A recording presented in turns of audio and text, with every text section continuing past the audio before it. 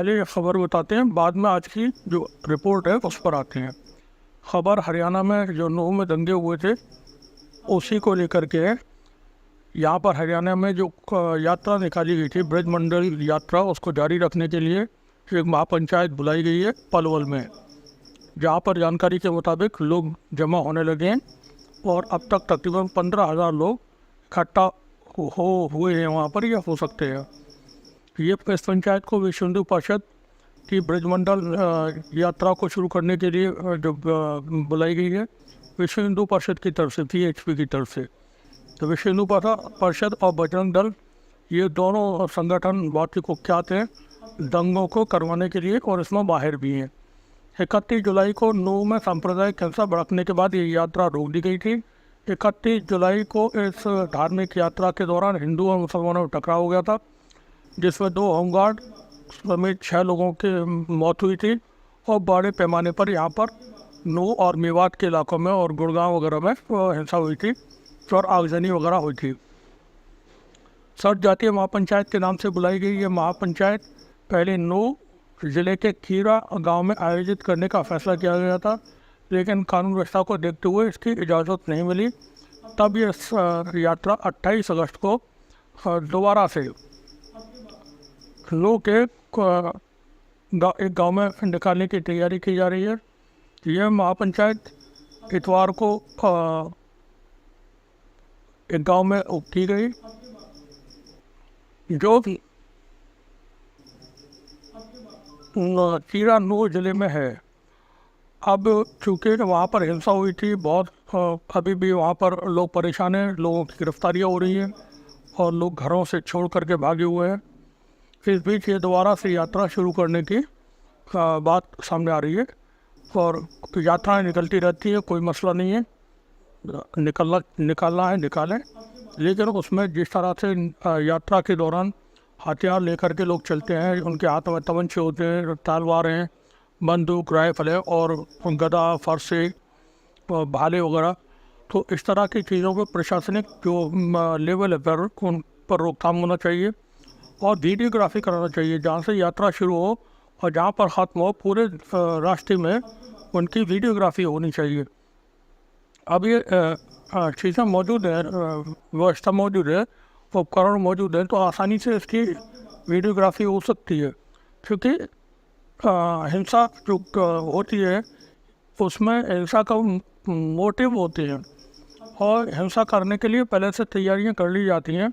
लोगों को समझा दिया जाता है चलते फिरते में आपको ईंट पत्थर फेंक देना है, जेबों में अपनी ईंटें रख ली जाती है, छोटे छोटे पत्थर रख लिए जाते हैं, उन्हीं को अपने ही जो प्रोसेशन निकलने होते हैं उन पर फेंक दिया जाता है चलते चलते में, और बताया जाता है कि बाद में कि ये एक आबादी के निकल रहे थे और उस आबादी के लोगों ने पथराव कर दिया, जबकि खुद ही इस तरह से पथराव किए जाते हैं। तो ये तमाम चीज़ें देखने के लिए वीडियोग्राफी वगैरह हो और उस पर निगरानी रखी जाए, क्योंकि अब जो चीज़ें हैं वो थोड़ी सी ज़्यादा गड़बड़ हो रही हैं। धार्मिक देश है भारत, यहाँ पर तमाम तरह के लोग मौजूद हैं, हर एक की अपनी अपनी आस्थाएँ। पहले ऐसे बवाल नहीं हुआ करते थे, लेकिन राजनीतिक कारणों से जो चीज़ें हैं वो है हो रही है, तो इन पर थोड़ा सा निगरानी कड़ी रखी जाए।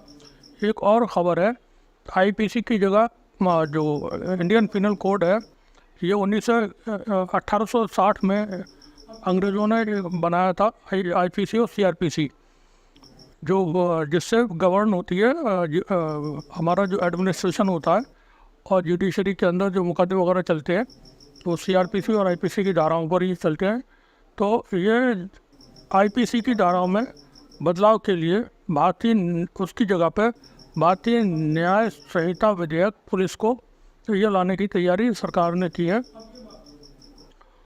इस पर कपिल सिब्बल जो पूर्व कांग्रेसी नेता हैं और इस वक्त समाजवादी पार्टी के राज्यसभा सांसद हैं, उन्होंने कहा है कि IPC की जगह लाया गया भारतीय न्याय संहिता विधेयक पुलिस को दमनकारी शक्तियों के इस्तेमाल की अनुमति देता है। सिब्बल ने यह भी बताया कि इस तरह के कानून लाने के पीछे सरकार का अपना एजेंडा है विरोधियों को खामोश करना और लोकतंत्र को ख़त्म करना। या बता दें, आपराधिक कानूनों में अमूल चूल बदलाव करने के लिए मोदी सरकार ने आईपीसी, सीआरपीसी और भारतीय साक्ष्य जो एविडेंस एक्ट है अधिनियम की जगह लोकसभा में 3 विधेयक पेश किए हैं, जिसमें अन्य चीज़ों के अलावा राजद्रोह कानून को निरस्त करने और अपराध की एक व्यापक परिभाषा का नया प्रावधान है। सिब्बल ने अपने ट्वीट में लिखा है कि भारतीय न्याय संहिता भारतीय उद्देश्यों के लिए पुलिस को दमनकारी शक्तियों के इस्तेमाल की इजाज़त देती है। उन्होंने यह भी कहा कि पीएनएस यानी भारतीय जो कानून बन रहा है, पुलिस हिरासत की अवधि 15 दिन से 60 दिन या 90 दिन तक करने की अनुमति देता है। एजेंडा विरोधियों को खामोश करने का है। अभी अगर कोई व्यक्ति पुलिस की हिरासत में होता है तो उसको 15 दिन की न्यायिक हिरासत में जुडिशल कस्टडी में रिमांड पे दे दिया था, लेकिन अब ये जब से ये लागू हो जाएगा बीएनएस, तो 15 दिन की जगह पर ये 2 महीने से लेकर के 3 महीने तक किसी भी इंसान को पुलिस की कस्टडी में जांच के लिए उसको दिया जा सकता है। अब उस दौरान 3 महीने अगर 2 महीने कोई भी व्यक्ति पुलिस की कस्टडी में रहेगा तो उससे किसी भी तरह के बयान लिए जा सकते हैं, उसको कितना भी आप प्रताड़ित कर सकते हैं, कुछ भी हो सकता है उसके साथ में। ये तमाम चीज़ें हैं और संगीन मामला है। भारतीय संसद से जुड़े आंकड़ों का अध्ययन करने वाली संस्था पीएसआर के मुताबिक मानसून सत्र के दौरान लोकसभा में पारित हुए कुल 22 विधेयकों में से 20 विधेयकों पर 1 घंटे से भी कम समय तक चर्चा हुई। यानी अभी जो मानसून सेशन था उसमें 22 विधेयक पास हुए, जिसमें से 20 विधेयक ऐसे थे जिस पर 1 घंटे भी बातचीत, कोई चर्चा वगैरह नहीं हुई और बगैर चर्चा के एक तरह से वो पास कर लिए गए। अब आते हैं आज की रिपोर्ट पर। मणिपुर में हिंसा, हरियाणा में हिंसा। इस दौरान कांग्रेस के जो नेता है राहुल गांधी, उनकी भारत जोड़ो यात्रा का दूसरा चरण शुरू होने जा रहा है।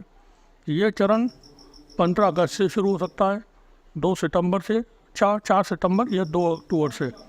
कांग्रेस पार्टी को 3 तारीखें कांग्रेस पार्टी की तरफ से जो उनका अपना एक एडवाइजरी बोर्ड है उसने 3 तारीखें राहुल गांधी के सामने रखी हैं, जिसमें से जानकारी के मुताबिक राहुल गांधी ने 15 अगस्त को सिलेक्ट किया था। अब देखते हैं 15 अगस्त से शुरू होती है या ये तारीख आगे बढ़ती है।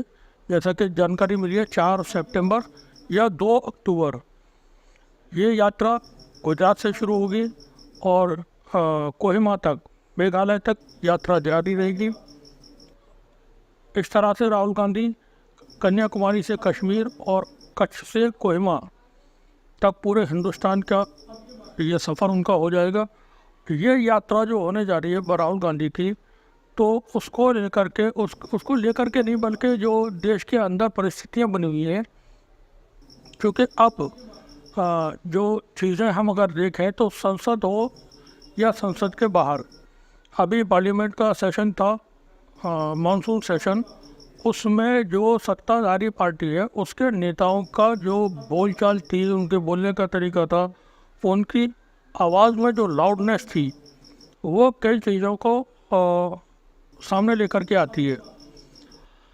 जब भी इंसान ज़ोर से बोल करके अपनी बात कहने की कोशिश करता है तो मान लेना चाहिए कि उसके पास अपनी बात, सही बात को भी कहने के लिए कोई अच्छा तरीका नहीं है, या वो अपनी गलत बात को सही साबित करने की कोशिश कर रहा है। इस वक्त भारतीय जनता पार्टी के लीडर्स, चाहे वो प्रधानमंत्री हों, गृह मंत्री हों, दूसरे नेता हैं, इस तरह से स्मृति ईरानी ने अभी बहुत एकदम एग्रेशन के साथ भाषण दिया था, तो वो फ्लाइंग किस का भी मामला उसमें रहा।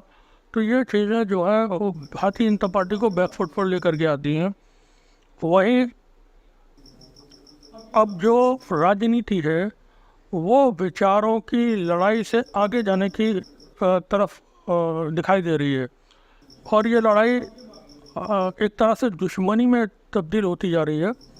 दुश्मनी कुछ इस तरह की कि आरएसएस का जो मामला है तो वो विचारों की लड़ाई उनकी नहीं होती, सैद्धांतिक लड़ाई नहीं होती, बल्कि वो उनका विरोध करने वालों को, जो भी कोई आरएसएस का विरोध करता है तो उसको अपना निजी दुश्मन जैसा मान लेते हैं।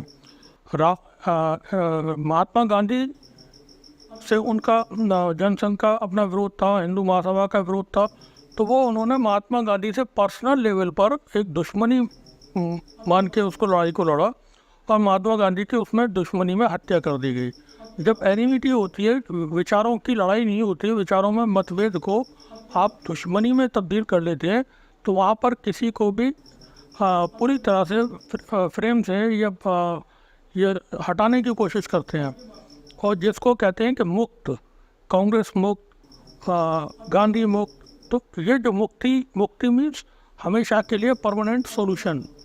तो ये मुक्ति का जो मार्ग है तो वो दुश्मनी को फिर इस मकाम तक लेके पहुंच जाता है जहां गांधी जी की हत्या हो जाती है, इंदिरा गांधी की हत्या होती है। इंदिरा गांधी की जो हत्या हुई थी वो वैसे तो गोल्डन टेम्पल पर जो उन्होंने कार्रवाई की थी उसको लेकर थी, और लेकिन जो उनके हत्या के बाद जो कुछ हुआ था दिल्ली में और दूसरे जगहों पर, दूसरे शहरों में जो सिख समाज के लोगों का नरसंहार हुआ था वो आरएसएस के लोगों ने किया था। इसके तमाम चीज़ें इनकी मौजूद है, सोशल मीडिया में मौजूद है, एविडेंस के तौर पर मौजूद है। तो वो सब कुछ जितना तांडव था उसमें बाद में कांग्रेस के लोग भी शामिल हुए थे, लेकिन शुरुआत जो की थी वो आरएसएस ने की थी। इंदिरा गांधी के बाद फिर राजीव गांधी की हत्या होती है। राजीव गांधी की हत्या में बताया जाता है कि ये हत्या एलटीटी के लोगों ने की है। एलटीटी के लोग उसमें शामिल थे हत्या करने में, करवाने वाले में कौन शामिल था इस पर कभी बात नहीं हुई, किसने करवाई थी, क्योंकि एलटीटी के साथ राजीव गांधी के कोई मतभेद नहीं थे।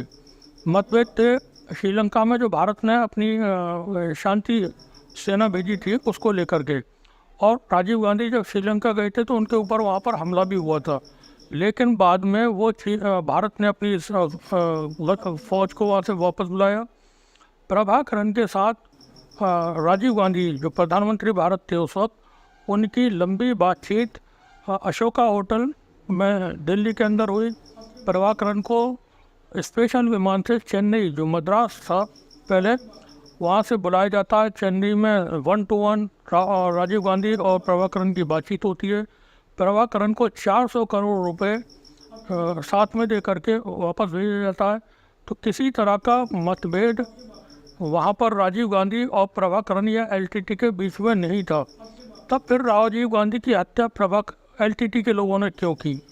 एलटीटी या तमिल के लोग थे, हाँ, तो उनको एलटीटी कह सकते हैं कि सब एलटीटी के लोग थे। तमिल के लोगों ने की थी, तो तमिल के लोगों से कार्रवाई किसने थी? अब राजीव गांधी की हत्या के बाद गांधी मुक्त भारत हो चुका था और कांग्रेस जो थी वो आरएसएस युक्त हो चुकी थी पूरी तरह से। कांग्रेस भारतीय जनता पार्टी की तरह एक पार्टी बन चुकी थी आरएसएस के लिए। आरएसएस के तमाम जो लोग थे वो कांग्रेस में जाकर के बड़ी पोस्टों पर मौजूद थे और बड़े वरिष्ठ नेता बन चुके थे, और फिर उसमें नरसिम्हा राव प्रधानमंत्री बनते हैं और पूरी तरह से आरएसएस का राज भारत में कायम हो जाता है। उसी दौरान बाबरी मस्जिद का मसला होता है, बाबरी मस्जिद को गिरा दिया जाता है। बाबरी मस्जिद को गिराने के बाद फिर आतंकवाद की लहर शुरू होती है देश में।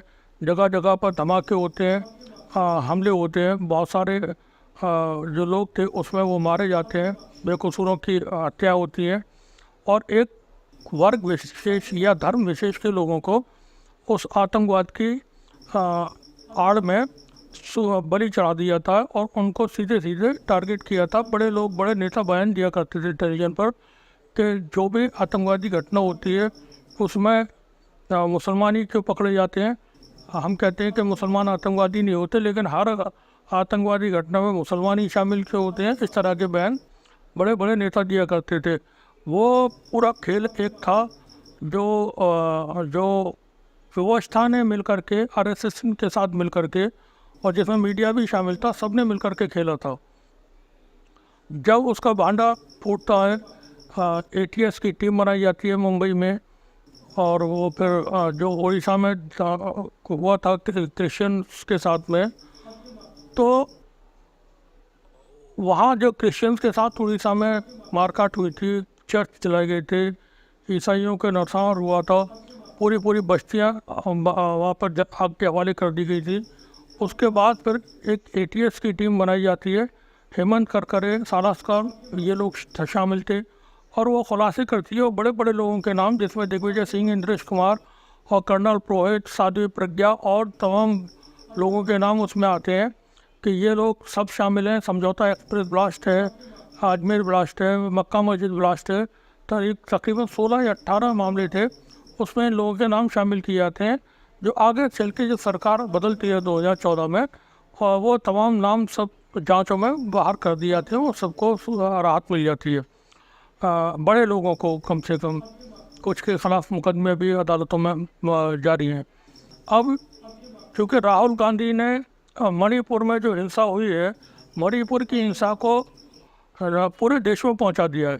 वायनाड में भी वो पहुंचे हुए थे। केरल में 20% से ज़्यादा आबादी क्रिश्चियंस की है, ईसाइयों की है। वहीं तमिलनाडु, आंध्र प्रदेश, कर्नाटका, गोवा, महाराष्ट्र, जो कोस्टल स्टेट्स हैं भारत के, उनमें बड़ी आबादी, एक अच्छी आबादी कह सकते हैं, वो क्रिश्चियंस की है। अब क्रिश्चियंस के जो देश हैं वो मुस्लिम देशों से भी बहुत ज़्यादा ताकतवर हैं। यूरोप के देशों, अमेरिका के देशों, अफ्रीका के देशों, वो मुस्लिम जो कंट्रीज़ हैं उनसे ज़्यादा ताकतवर हैं। तो इसको लेकर के, मणिपुर की हिंसा को लेकर के अमेरिका से, ब्रिटेन से, दूसरी जगहों से भी आवाज़ें उठती रही हैं। फ्रांस के अंदर जो प्रधानमंत्री पहुंचे हुए थे, वहाँ पर उनका यूरोपियन यूनियन ने पूरा समिट बुलाया हुआ था, और वो एक उनकी मौजूदगी में जब प्रधानमंत्री फ्रांस में थे, तब वो तमाम बयान वहाँ से जारी हुए थे। तो एक ये ग्लोबल इशू मणिपुर की जो हिंसा है, क्योंकि वहाँ पर जो हिंसा हो रही है वो कुकी, नागा एक तरफ है, मैतेई समुदाय एक तरफ है, और वो एथनिक क्लींजिंग जिसको बोलते हैं, नरसंहार, वो एक तरह से उसकी रिपोर्ट सामने आई है। अब राहुल गांधी ने केरल के अंदर बात की मणिपुर की, तो पूरे साउथ इंडिया में मणिपुर का जो इशू है वो पहुंच चुका है। क्रिश्चियंस के अंदर ये तमाम चीज़ें पहुंच चुकी है। मणिपुर देश में अगले चुनाव का एक अहम मुद्दा होगा, क्योंकि सरकार की तरफ से जिस तरह की गंभीरता उस पर होनी चाहिए थी, प्रधानमंत्री लेवल पर जो बात करनी चाहिए थी, प्रधानमंत्री पद न जाने क्यों बहुत ज़्यादा सेंसिटिव मामला होते हैं तो खामोश होकर के रह जाते हैं। वो शायद सोचते हैं कि आगे चल के ये अपने आप ही तमाम चीज़ें ठंडी हो जाएंगी और फिर लोग भूल जाएंगे, और ये तमाम चीज़ें ऐसे ही छोड़ देना चाहिए। चाहे वो कोरोना का मामला था या फिर चाइना का है, चाइना ने भारत की ज़मीन के पे कब्जा किया हुआ है। अभी भी 2000 स्क्वायर किलोमीटर ज़मीन उन्होंने वहाँ भारत की लद्दाख में ऑक्यूपाई की हुई है, वहाँ परमानेंट उन्होंने अपने ठिकाने बनाए हुए हैं। और अब जो मणिपुर को लेकर के बात हुई, तो मणिपुर को लेकर के बफर जोन बनाने की बात गृह मंत्री की तरफ से भी आई, जिस पर बफर जोन का मतलब ये कि एक लकीर खींच देना, इस साइड में तुम और इस साइड में हम। जैसे विभाजन कश्मीर का हुआ कि वो लद्दाख और जम्मू और वैली 3 भागों में उसको पहले से भी था, लेकिन अब वो ऑफिशियली विभाजन उसका एक तरह से हुआ है। तो इसी तरह से मैतेई यानी क्रिश्चियंस और नागा जो हैं वो एक तरफ हो गए, और मैतेई जो समाज है वो एक तरफ हो गया। मैतेई के लोग कुकी के इलाके में नहीं जा सकते हैं, कुकी के लोग और नागा लोग वो मैतेई के इलाके में नहीं जा सकते हैं। अपनी अपनी लकीरें खिंच गई हैं, अपने अपने दीवारें खिंच गई हैं एक तरह से। तो वहाँ पर मणिपुर का बंटवारा हो गया। देश के अंदर मणिपुर जैसी स्थिति मणिपुर कई जगह पर बन रहे हैं। जैसे हम हरियाणा को देखें, हरियाणा में मेवात को मणिपुर बनाने की कोशिश हो रही है। वहाँ पर वो भी एक बफर जोन बन जाए किसी दिन, ऐसा हो सकता है, क्योंकि जो चीज़ें चल रही हैं वो ज़्यादा अच्छी नहीं है।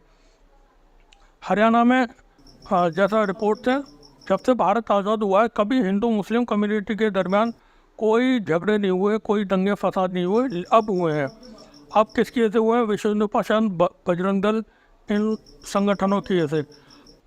जब तक सरकारें चरमपंथी संगठनों पर पाबंदियां नहीं लगाएंगी, सरकारों से मिलने वाले सहयोग बंद नहीं होंगे, ये चीज़ें चलती रहेंगी। अब मणिपुर की हिंसा एक मॉडल के तौर पर अप्लाई करने की कोशिश हुई हरियाणा में। वहाँ भी शायद बफर जोन की, जैसा हमने कहा, वो नौबत आ सकती है, क्योंकि मेवात को मिनी पाकिस्तान और न जाने किन किन संज्ञाओं से इस वक्त बात हो रही है। तो इस तरह की चीज़ें देश के अंदर, जैसे बंगाल है, वेस्ट बंगाल, वहाँ भी एक जो कम्युनिटी का जहाँ पर ज़्यादा प्रभाव है या ज़्यादा संख्या में वो लोग हैं, तो उसको बोल दिया जाता है कि ये मिनी बांग्लादेश। तो अलग अलग जो नाम दे करके इस तरह से विभाजन हो रहे हैं, वो बहुत खौफनाक चीज़ें हैं। अब बात हम सीधे सीधे करते हैं राहुल गांधी के ऊपर। राहुल गांधी इस वक्त देश ही नहीं बल्कि पूरे अगर वर्ल्ड के लेवल पर देखें तो वो एक दुनिया के बड़े लीडर बन चुके हैं। राहुल गांधी की एक्सेप्टेंस बहुत ज़्यादा है इस वक्त दुनिया में। उनकी बात पर लोग भरोसा करते हैं, क्योंकि राहुल गांधी अगर कोई बात बोलते हैं तो उसमें सीरियसनेस है, गंभीरता है, और वो उसमें कोई तथ्य उनकी बातों में गलत नहीं होते। जहाँ तक बात होती है वो सच कहने की कोशिश करते हैं। अब जो उनका स्टाइल है वो इस वक्त बहुत ज़्यादा तब्दील हुआ है। आराम के साथ, बहुत ठंडे होकर के, बहुत सुकून के साथ अपनी बात को कहते हैं, और वो कहते हैं कि डरो मत। अब ये डरो मत जो है वो डरा रहा है उन लोगों को जो उनके विरोधी हैं। अब जो विरोधी हैं वो विरोध नहीं करते हैं वैचारिक, वो मतभेदों पर नहीं जाते हैं, वो दुश्मनी पर जाते हैं। वो सीधे सीधे दुश्मनी मान लेते हैं, अपने किसी भी विरोधी को अपना दुश्मन मान के चलते हैं। तो यहाँ जो दुश्मनी अब हो रही है उसमें राहुल गांधी की सुरक्षा को लेकर के कांग्रेस और दूसरे लोगों को चिंतित हो जाना चाहिए। राहुल गांधी के जैसा अभी सतपाल मलिक साहब ने एक बयान दिया था, थोड़ा सा हम और एलाबोरेट करते हैं उसको। सतपाल मलिक साहब ने कहा था अब सिर्फ ऑफिशियली डिक्लेरेशन बाकी है कि पुलवामा किसने करवाया था। सतपाल मलिक साहब का जो बयान है उनको हम कोट करते हुए बता रहे हैं, ये जो पुलवामा करवा सकते हैं वो कुछ भी करवा सकते हैं। ये उनके शब्द है वीडियो में। मुमकिन हुआ तो हम वो वीडियो आपको सुनाने की कोशिश करेंगे इस रिपोर्ट के आखिर में। जो पुलवामा करवा सकते हैं वो सत्ता के लिए कुछ भी करवा सकते हैं। सिर्फ ऑफिशियली ये डिक्लेरेशन बाकी है, चाहे सतपाल मलिक साहब करें या कोई एजेंसी करे, कि पुलवामा हुआ नहीं था, किया गया था, कराया गया था। किसने कराया था? हमने पुलवामा की पड़ताल नाम से 10 किस्तें छापी थी तीसरी जंग में, और हमने उसमें बताने की कोशिश की थी कि उसमें कौन शामिल थे, और वो हम फिर कभी कोशिश करेंगे दोबारा से उसको पब्लिश करने का। अब यहाँ पर सत्ता के लिए ये कुछ भी कर सकते हैं। एक बयान अगर आपको ध्यान हो, ब्रजभूषण शरण, जो अभी ओलंपिक का जो मामला था लड़कियों के साथ, जो रेसलर्स थी उनके साथ में, जिसके ऊपर आरोप लगे थे, उसने एक बयान दिया था शुरू ही में कि मैं मुंह खोलूँगा तो सुनामी आ जाएगी। उसी वक्त ये तय हो गया था कि ब्रजभूषण शरण सिंह के ख़िलाफ़ कोई कार्रवाई नहीं होगी और ये पूरी तरह बच जाएगा। उसके पास कुछ है जिसकी उसने धमकी सीधे सीधे ऊपर तक दे दी है कि अगर किसी ने भी उसको टच करने की कोशिश की तो फिर खैरियत तुम लोगों की भी नहीं है। और वही हुआ कि उसके ख़िलाफ़ जो भी मामला थे वो बिल्कुल ठंडे हो चुके हैं, और अब उसके ख़िलाफ़ न तो गिरफ्तारी होनी है न आगे चल के सज़ा होगी। मामला मैनेज हो चुका है। अब सतपाल मलिक साहब जो कहते हैं, देखिए मैथमेटिक्स में इक्वेशंस बनाई जाती हैं, AX + BY + CZ equal to this and this. तो जो इक्वेशन बन रही है, सतपाल मलिक साहब भी इसी तरह से कहते हैं, जो पुलवामा करा सकते हैं वो कुछ भी कर सकते हैं। वो कुछ भी क्या कर सकते हैं? गांधी जी की हत्या कर सकते हैं, इंदिरा गांधी की हत्या करवा सकते हैं, राजीव गांधी की हत्या करवा सकते हैं, राहुल गांधी की भी जान लेने की कोशिश कर सकते हैं। यहाँ पर राहुल गांधी को लेकर के सचेत हो जाना चाहिए कांग्रेस पार्टी को और दूसरे लोगों को, क्योंकि राहुल गांधी इस वक्त उस जग में नहीं है कि उनको गिरफ्तार करके जेल भेजा जा सके। जेल भेजने से अगर मामला हल होता तो अभी जो उनकी मेंबरशिप गई थी उस वक्त में उनको गिरफ्तार करके जेल भेजा जा सकता था। लेकिन राहुल गांधी को जेल भेजने के बाद और प्रॉब्लम्स बढ़ जाएंगी, वो और ज़्यादा मजबूत हो जाएंगे, और विपक्ष इंडिया जो गठबंधन है वो बहुत ज़्यादा ताकतवर हो जाएगा। इसलिए राहुल गांधी को जेल नहीं भेजा जा सकता है आज की तारीख में। किसी भी मामले में गिरफ्तार हो सकते हैं दूसरे लोग, जैसे अखिलेश यादव हैं, तेजस्वी यादव हैं, झारखंड के मुख्यमंत्री शिबू सोरेन साहब हैं, या चंद्रशेखर राव की बेटी है, या ममता बनर्जी का जो भतीजा है वो गिरफ्तार हो सकते हैं। इन लोगों को तो गिरफ्तार किया जा सकता है। राहुल गांधी को परमानेंटली एलिमिनेट करने की कोशिश हो सकती है, उनको गिरफ्तार नहीं किया जाएगा। ये राजनीति जो है वो, क्योंकि देखें मोदी साहब कभी भी न तो वो सत्ता में रहते न विपक्ष में रहते, और सीधे सीधे वो मुख्यमंत्री बने थे। वो कभी विधायक नहीं हुए थे, कभी सांसद नहीं हुए थे, डायरेक्ट मुख्यमंत्री बने थे। तो उन्होंने सत्ता में एंजॉय देखा है कि किस तरह से सत्ता में रहते हैं। सत्ता उन्होंने चलाई नहीं, सत्ता चलती रही है अपने आप। ब्यूरोक्रेट्स, उनके जो साथी सहयोगी थे, वो सत्ता चलाते रहे। गुजरात में भी उन्होंने किस तरह से क्या चीज़ें हुई, कैसे हुई, आगे बढ़ती रही, और फिर वो देश की सरकार पे में आते हैं और प्रधानमंत्री बनते हैं, 2 बार प्रधानमंत्री बनते हैं। अब 2024 में अगर चुनाव हुए तो अभी उसको भी ये नहीं कह सकते हैं कि चुनाव 2024 के लोकसभा में होंगे। ये डिपेंड करेगा जो 5 राज्यों के चुनाव नवंबर दिसंबर में होने उसके नतीजों पर। अगर 2024 में चुनाव होते हैं तो खतरा है कि प्रधानमंत्री मोदी चुनाव नहीं जीत पाएंगे, उनकी पार्टी चुनाव नहीं जीत पाएगी, या उनका गठबंधन चुनाव नहीं जीत पाएगा। अब जो आदमी कभी सत्ता से बाहर सीधे सीधे सत्ता में आया, सत्ता से बाहर कभी एक दिन भी वो नहीं रहे, विपक्ष में कभी नहीं हुए, अब उनके हाथ से जब सत्ता जाती हुई दिखाई देगी तो क्या होगा। चुनाव आयोग को जैसे अभी पूरी तरह से उन्होंने जो CGI हुआ करते थे, चुनाव आयोग का जो चुनाव आयुक्त का जो सिलेक्शन होता था, उसमें विपक्षी की सबसे बड़ी पार्टी का लीडर शामिल होता था, एक प्रधानमंत्री होते थे, एक CGI यानी मुख्य जो भारत के जो सबसे बड़े न्यायाधीश होते हैं सुप्रीम कोर्ट के, वो उसमें पैनल में हुआ करते थे। अब भारत के न्यायाधीश को CGI को बाहर कर दिया गया है, और एक वोट जो तीसरा वोट है वो कैबिनेट मिनिस्टर को शामिल कर लिया गया है। यानी अब 2 वोट प्रधानमंत्री मोदी साहब के हो गए, यानी सत्ता पक्ष के और एक विपक्ष का। ऐसे में 2 लोग किसी को भी नया जो जज बनना है सुप्रीम कोर्ट का, वो किसी को भी अपॉइंट कर सकते हैं, विपक्ष की उसमें कोई भूमिका नहीं होगी। तो जो चीज़ें जिस डायरेक्शन में जा रही है वो हम बताने की कोशिश करें कि राहुल गांधी, देखिए जुडिशरी भारत के अंदर से एक बिल्कुल लास्ट अगर कुछ बचा है जो देश को किसी लेवल पर बचा सकता है तो वो भारत का सुप्रीम कोर्ट है। सुप्रीम कोर्ट के अलावा कोई भी संस्था, चुनाव आयोग हो और जो भारत की अलग बॉडीज हैं, कोई भी ऐसी नहीं बची है जिस पे कब्जा नहीं हो चुका है। जुडिशरी के ऊपर भी प्रेशर है, वो प्रेशर समझ में आता है, दिखाई देता है, वक्त वक्त पे दिखाई देता है। बाबरी मस्जिद के जजमेंट से लेकर के राफेल का जजमेंट, 370 और पेगासस, तमाम मामला ऐसे हैं जो वो नज़र आते हैं।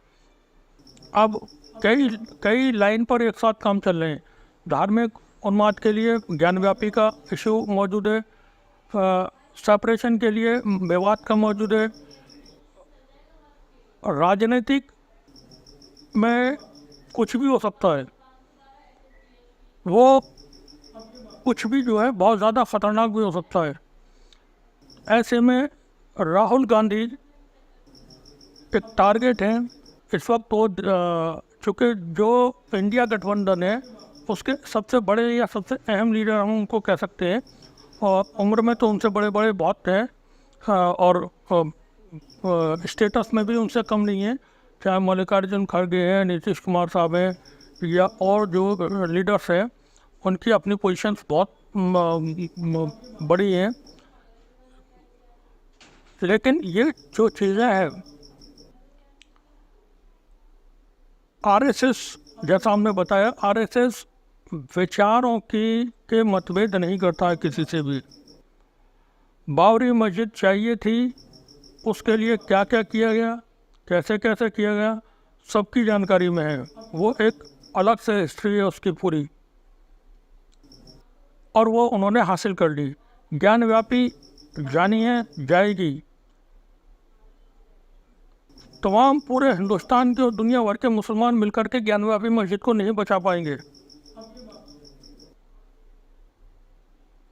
उसके लिए हर चीज़ की तैयारी होती है। और भी जैसे मस्जिदों के मामले हैं तो वो आगे चल के और भी आते रहेंगे। देश इस वक्त जो जिस सूरत में है, 2024 के बाद, क्योंकि उन्नाव के जो सांसद है साक्षी महाराज, उन्होंने 2019 में कहा था, 2019 के लिए कहा था ये आखिरी चुनाव है, इसके बाद चुनाव नहीं होगा। हम एजम्पशंस पर जाते हैं, हम साइंस का जो सिद्धांत है वो शक है। शक किसी भी बात पर, वहम जिसको वो कह सकते हैं, उसके आधार पर साइंस काम करती है। क्यों है ऐसा? कारण उसका पता होना चाहिए, ऐसा हुआ क्यों हुआ। राजनीति में भी जो अजम्पशंस होते हैं उसको फोरकास्ट नहीं कह सकते, उसको एक टर्म हम इस्तेमाल कर सकते हैं उसके लिए, कुछ भी। हम क्या क्या हो सकता है की बात कर रहे हैं। तो हम सतपाल मलिक साहब को आगे रखते हुए, उनके बयान को आगे रखते हुए, जो पुलवामा करवा सकते हैं वो सत्ता के लिए कुछ भी कर सकते हैं, को आगे बात कर रहे हैं उस पर। वो क्या क्या कर सकते हैं और कौन क्या क्या कर सकता है। देश के अंदर जो राजनीतिक चीज़ें हैं, क्योंकि अभी जो हाल के समय में प्रधानमंत्री ने पार्लियामेंट के अंदर इतना लंबा चौड़ा भाषण दिया, मणिपुर पर उन्होंने बात नहीं की। मणिपुर में जो हालात हैं वो सबके सामने मौजूद है, क्या हो रहा है, क्या होता रहा है, सरकार उस पर बात नहीं कर रही है। हरियाणा में हिंसा हुई, कोई उस पर किसी ने कोई तवज्जो नहीं दी ज़्यादा। हरियाणा की सरकार की तरफ से भी बयान गलती आते रहे।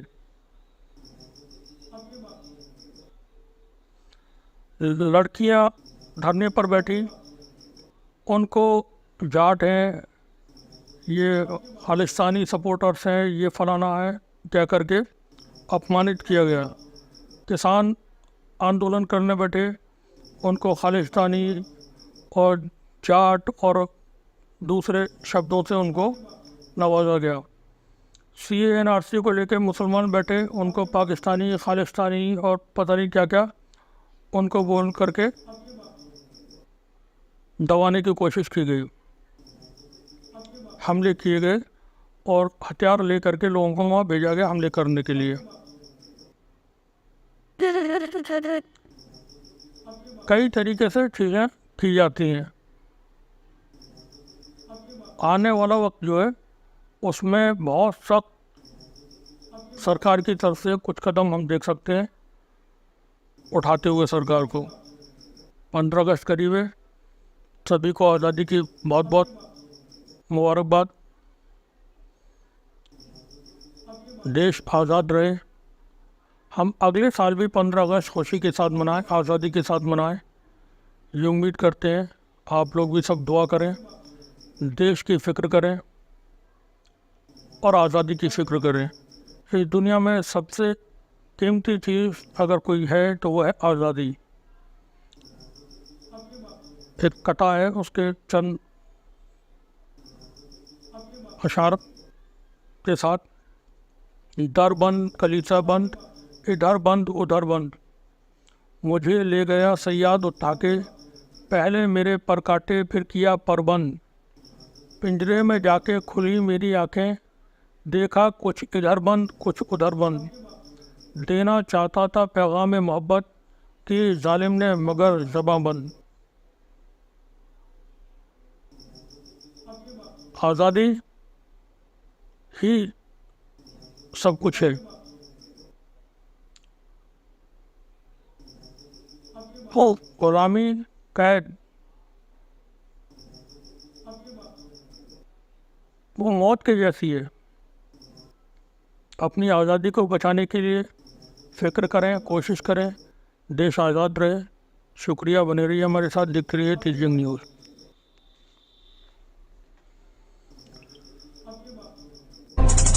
कायर है इस देश का प्रधानमंत्री। लगा दो केस मुझ पर, जेल ले जाओ मुझे भी, लेकिन सच्चाई ये है कि इस देश का प्रधानमंत्री कायर है, अपनी सत्ता के पीछे छुपा हुआ है, अहंकारी है। अंदर से सामान संगवात आया तो अंदर जा देखी तो कुरान पड़ी तो हमारे पैरों के नीचे से जमीन खिसक गई। हमारी कुरान पाक यहाँ ऐसे पड़ी है और हम इतने ज्यादा वो करो, हमने अफसोस है हमारी कुरान पाक फिक्रियां तो हमारा मतलब है ही कहा अब घर में, या वजह से इतनी बदतमीजी करी उन्होंने। और हमने सब सारा सामान छोड़ो तो अपनी कुरान लगा खड़ा रहा, हमने कुछ ना करो फिर बस बाद में इतनी बदतमीजी करी उन्होंने। घर में बैठ गया और जो बुजुर्ग सुन रही है कुरान पाक फेंक दी, वहाँ कुरान पाक फेंक दी, सब रो रही है हमारे, सब ज्यादा बहुत ज्यादा कर रही है कि हमारे कुरान पाक की फेंकी, चाहे हमारे किसा ही कुछ कर जाता हमारे कुरान पाक ना फेंकनी चाहिए। कर जाता हमारे बस या मत करता, हमारे कुरान पाक क्यों मत करता, हमारे अल्लाह का कलाम क्यों मत करता। हम जब इनके बारे में सोचा तो हमारे बहुत सोच आ रहा हमारे दिल में, हमारा फटा हो रहा है कुरान नहीं हमारे तो कैसे तो हमारा मकान डा जाता तो हमारा सारा हमारे 64 संजो तोड़गार और तोड़ जाता, वाकई ना आती सिर्फ या की आ रही है जो हमारा सीना को टुकड़ा और जाके हमारी क्रिया खराब करिए। जा पढ़ के सो जाओ जा। सूचित किया जाता है कि आज दिनांक 8/8/2000 को ग्राम पंचायत द्वारा जारी लेटर पैड में भूलवंश किसी धर्म व क्षेत्र के बारे में लिखा गया। ग्राम पंचायत कबलाना सर्व धर्म व सर्व समाज का सम्मान करती है व ग्राम के सभी धर्मों व जातियों के आने जाने वालों का स्वागत करती है। पिछले लेटर में जो चोरी की घटनाओं को देखते हुए फेरी वालों की वेरिफिकेशन व गाँव में रह रहे किराएदारों की वेरिफिकेशन संबंध में था, जिसका किसी धर्म विशेष व क्षेत्र से कोई संबंध न समझा जाए और फिलहाल चल रही घटनाओं से गांव कबलाना और छत्तीस बिरादरी का कोई लेना देना नहीं है और गांव कबलाना सभी का सम्मान, सभी धर्मों का सम्मान करता है, सभी जातियों का सम्मान करता है। धन्यवाद। कबलाना गांव हमारा सदैव हर धर्म के साथ खड़ा मिला है। किसी धार्मिक उन्माद या किसी भी चीज के बीच में हमारा कोई झगड़ा किसी के साथ नहीं है और हम सदैव हर धर्म के साथ खड़े हैं। हमारा 36 बिरादरी का भाईचारा है। जय कबलाना, जय हरियाणा।